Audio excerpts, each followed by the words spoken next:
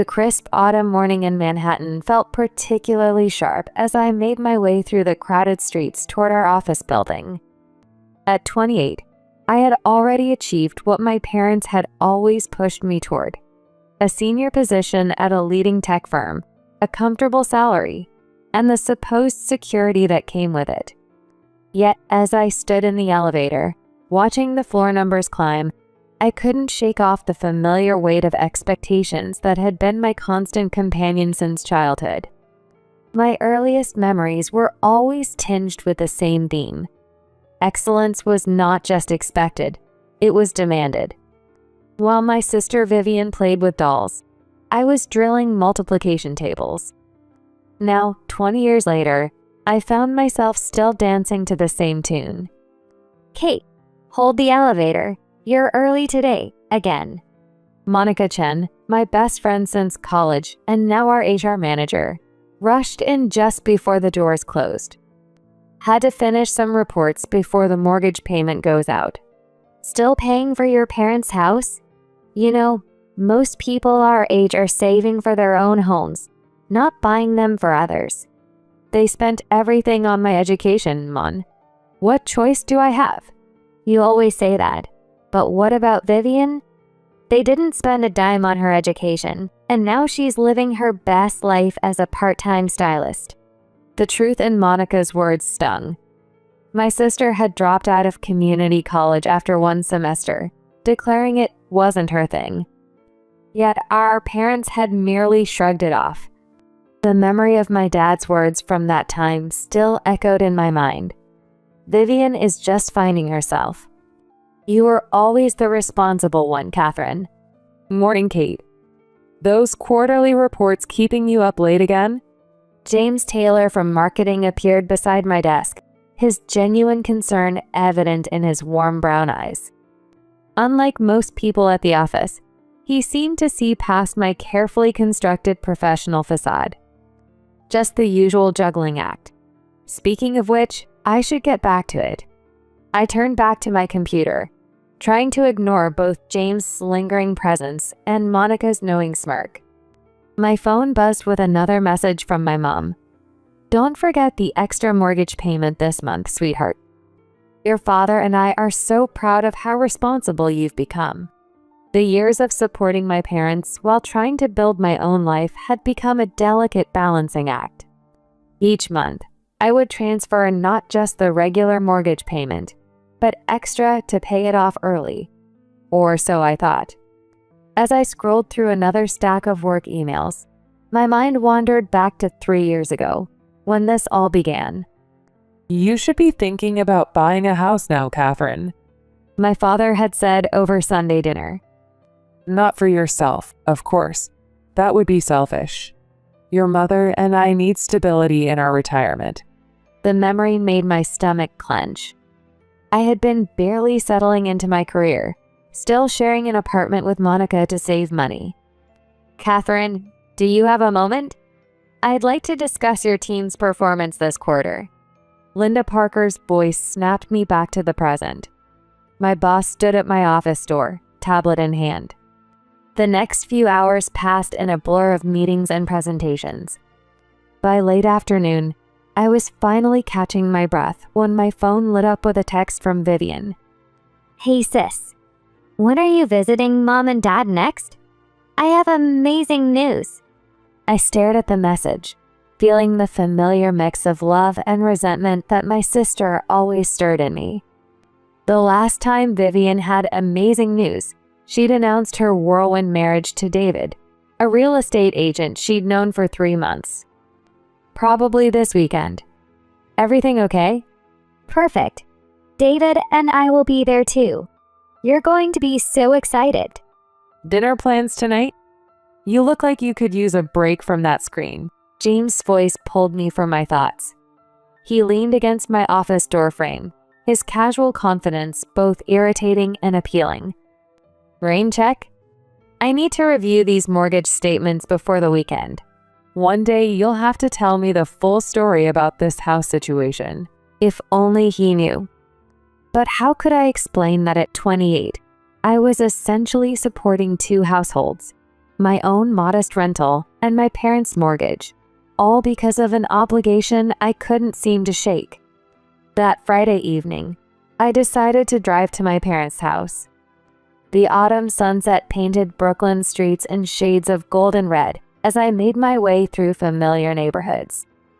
My mind drifted to the countless weekends of my childhood spent at the dining room table, studying while Vivian played outside with neighborhood kids. You'll thank us one day, Catherine. My mom's voice echoed from the past. Back then, I'd believed them. Now, at 28, I wondered if the price of their investment would ever stop increasing. As I pulled up to the house I'd been paying for, I noticed Vivian's red BMW in the driveway. The sight of it triggered another memory. My parents co-signing for that car while I was still paying off my student loans. The porch light cast a warm glow on the freshly painted door. At least they were maintaining the place well, I thought to myself. Kate, what are you doing here? Vivian opened the door in loungewear, looking surprisingly at home. Her perfectly styled hair and manicured nails were a stark contrast to my work-rumpled appearance. Thought I'd surprise Mom and Dad. Are they home? Oh, they moved out a few weeks ago. Didn't they tell you? The casual way she delivered this news made my head spin. Moved out? What do you mean they moved out? This is their house. Well, actually, they gave it to me and David. You know, since we're planning to start a family soon, they thought we could use the stability. Time seemed to stop. The house I had bought, the mortgage I was still paying, given away without even a word to me. Isn't it exciting? This is actually what I wanted to tell you. David and I are trying for a baby, and Mom and Dad thought having a proper family home would be perfect for us. Each word felt like a physical blow. Vivian's radiant smile only made it worse. Where are they living now? They got this cute apartment across town. Really modern, with a doorman and everything. They seem really happy there. My hands gripped the steering wheel tightly as I drove across town, Vivian's cheerful voice still ringing in my ears. Each traffic light seemed to pulse in sync with my growing anger. The cute apartment complex loomed before me, its modern facade suddenly seeming like a mockery of everything I'd sacrificed. Catherine? What a lovely surprise. Come up, darling. Mom's voice through the intercom was bright and casual, as if she hadn't just orchestrated a complete betrayal of my trust. The elevator ride to the third floor felt endless. Each floor number lighting up was another moment for my fury to build. How could you do this? The words exploded from me as soon as my mother opened the door. Do what, sweetheart? Come in, I just made some tea. Give away the house, my house, to Vivian without even telling me. Lower your voice, Catherine. The neighbors will hear. My dad emerged from their modern living room, his stern expression all too familiar from my childhood. Darling, we thought you'd understand. Vivian needs the stability. She's planning to start a family. Besides, you're doing so well in your career. The mortgage payments are hardly a burden for you. Hardly a burden? I've been living with roommates, skipping vacations, working overtime, all to pay for a house you just gave away. Don't be dramatic, Catherine. You've always been so independent. Vivian needs our support more than you do. The familiar dynamics of my childhood came rushing back. Vivian needing, me providing, our parents enabling. I want to see the mortgage statements. All of them. We're going to the bank tomorrow. There's no need for that. I can tell you the balance. Something in his quick response made my suspicions flare. No, Dad. We're going to the bank together tomorrow. I want to see the official records. This is ridiculous. After everything we've done for you.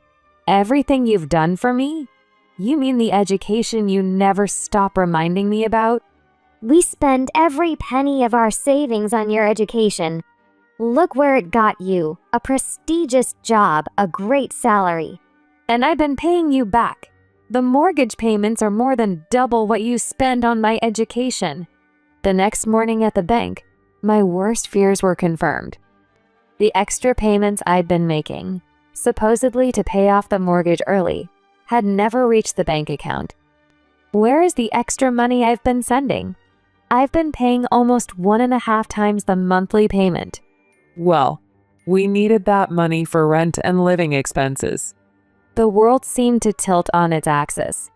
Not only had they given away the house, but they'd been using my extra payments for their own expenses. "You've been stealing from me?"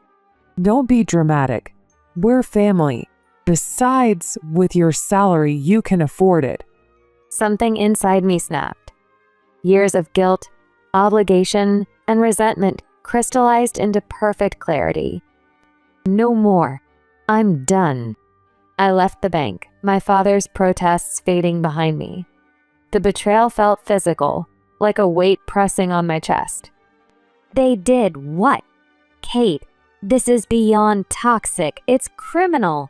Monica's outrage over lunch the next day was validating. For years, she'd witnessed my struggle with family obligations. "I've made my decision.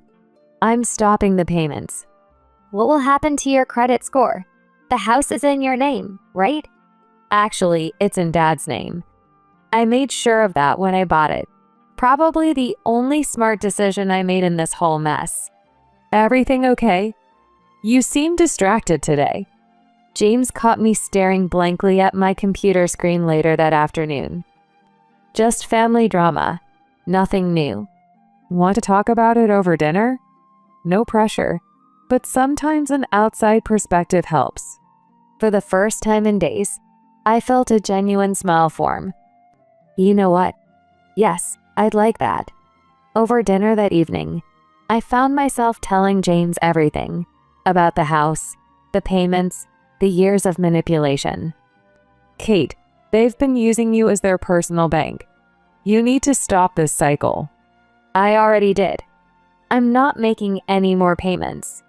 The first month without sending a payment felt strange but liberating. As expected, the calls started immediately. "Catherine, please. We can't afford the mortgage payments. You can't just abandon your family like this." Abandon the family? Like you abandoned my trust when you gave away the house? Mom's sobs on the other end of the line didn't affect me the way they used to. Years of emotional manipulation had finally lost their power. "Your sister needs this house. She's going to have a baby." Then let her pay for it. Or better yet, let her and David buy their own house, like normal adults do. I hung up and blocked their numbers. For the first time in my adult life, I felt in control. "Kate, you're being incredibly selfish. How could you do this to our parents?" Vivian's message came through a mutual cousin's phone, since I'd blocked her number too. "The house is yours now, Viv. So are the payments." The weeks that followed were both challenging and liberating. I threw myself into work, grateful for the distraction. "You know, I've never seen you more focused. It's like a weight has been lifted off your shoulders." He was right. Despite the family drama, I felt lighter. My team at work noticed too. Projects were completing ahead of schedule, and Linda had mentioned a possible promotion. Then, 3 months after I stopped the payments, Uncle Henry called. "The house is being put up for auction, Catherine. Neither Vivian nor your parents could keep up with the payments." "I'm not surprised, Uncle Henry. Was there something they expected me to do about it?" "They're hoping you'll step in and save the house. But personally, I think you've done more than enough." "Thank you, Uncle Henry. You're the first family member who said that." Sometimes people need to face the consequences of their actions, even if they're family. 6 months later, I sat in a real estate office, signing papers for my own apartment. James held my hand under the table, while Monica bounced excitedly in her chair. "I can't believe you found a place in Chelsea. This is amazing, Kate." "It's nothing fancy, but it's mine. All mine." The apartment was modest but perfect, a one-bedroom with large windows and a small balcony. Most importantly, it was bought with my own money, for myself. To new beginnings? To new beginnings. Later that evening, as we unpacked boxes in my new home, my phone lit up with an unknown number. It was my father. Catherine, we need to talk about buying another house. I looked around at my own apartment, at James arranging my books, at Monica organizing the kitchen, at the life I was finally building for myself. No, Dad, we don't. I hung up, turned off my phone, and joined my friends in unpacking. Through my new windows, the Manhattan sunset painted the sky in shades of possibility. Sometimes the hardest lessons come from the people we love most. But sometimes those lessons lead us exactly where we need to be. As I stood in my new home, surrounded by people who truly cared about my well-being, I realized that family isn't just about blood. It's about respect, support, and unconditional love that goes both ways.